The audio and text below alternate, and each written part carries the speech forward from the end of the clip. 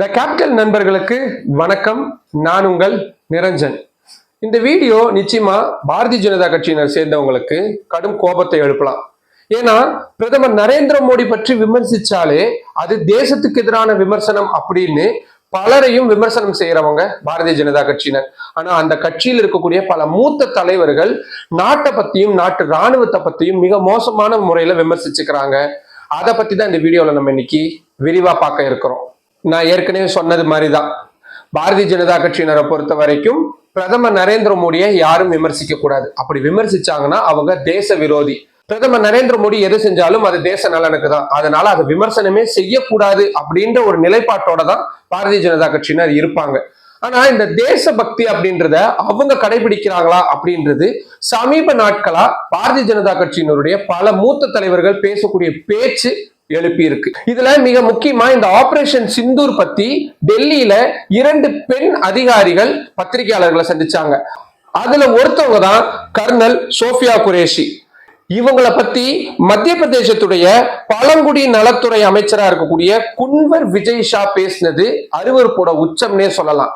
அதாவது பாகிஸ்தான் தீவிரவாதிகளுக்கு உங்களுடைய சகோதரியை வச்சே நாங்க பதில் அளிச்சிருக்கிறோம் அப்படின்னு அவர் சொன்னாரு. அது ஏன் அவர் அப்படி சொன்னார்னா, கர்னல் குரேஷி இஸ்லாம் மதத்தை சேர்ந்தவங்க, அதனால இஸ்லாமியர்களோட தொடர்பு படுத்துறேன் அப்படின்ற பெயர்ல அவர் சொன்னது கடுமையான விளைவுகளை ஏற்படுத்தியிருக்கு.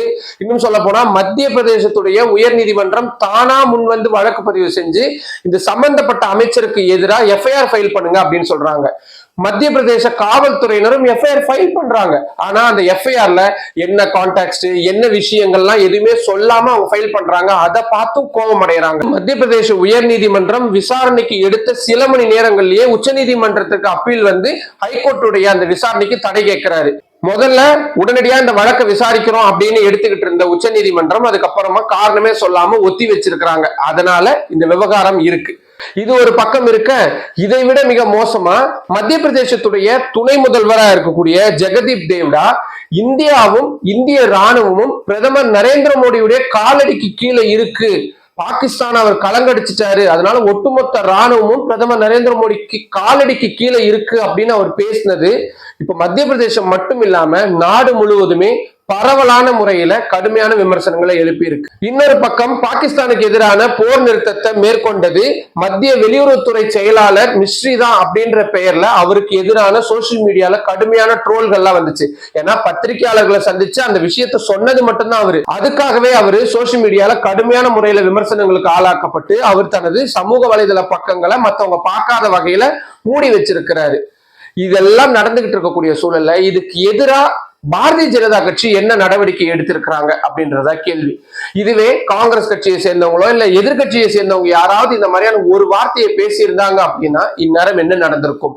அவங்களுடைய சொந்த கட்சி தலைவர்கள், அதுவும் இல்லாம ஒரு மாநிலத்துடைய அமைச்சர்கள், துணை முதல்வர் பதவியில் இருக்கிறவங்க எல்லாம் இப்படி பேசும் பொழுது அதை வெறும் மௌனமா பாரதிய ஜனதா கட்சி கடந்து போறது அப்படின்றது இதுதான் அவங்களுடைய தேசபக்தியா அப்படின்ற ஒரு மிக முக்கியமான கேள்வியை எழுப்புது. இந்த கேள்வியை தான் எதிர்கட்சிகளும் தொடர்ச்சியா எழுப்பிட்டு வராங்க. இந்த செயல்பாடுகளை நீங்க எப்படி பாக்குறீங்க? உங்களுக்கு தோணக்கூடிய கருத்துக்களை கீழே கமெண்ட் பாக்ஸ்ல சொல்லுங்க. மற்றும் ஒரு வீடியோவில் சந்திக்கலாம். நன்றி. இந்த கேபிட்டல் சேனலை இன்னும் நிறைய பேர் சப்ஸ்கிரைப் பண்ணாம பார்த்துக்கிட்டு இருக்கீங்க. உங்களுடைய ஆதரவின் அடிப்படையில தான் இந்த சேனலை நான் ரன் பண்ணிக்கிட்டு இருக்கிறேன். ஸோ அதனால நம்ம சேனலை சப்ஸ்கிரைப் பண்ணுங்க. நிறைய பேருக்கு நம்ம வீடியோஸை கொண்டு போய் சேருங்க, லைக் பண்ணுங்க, கமெண்ட் பண்ணுங்க. ஆதரவை அதிக அளவில் தாருங்கள். நன்றி.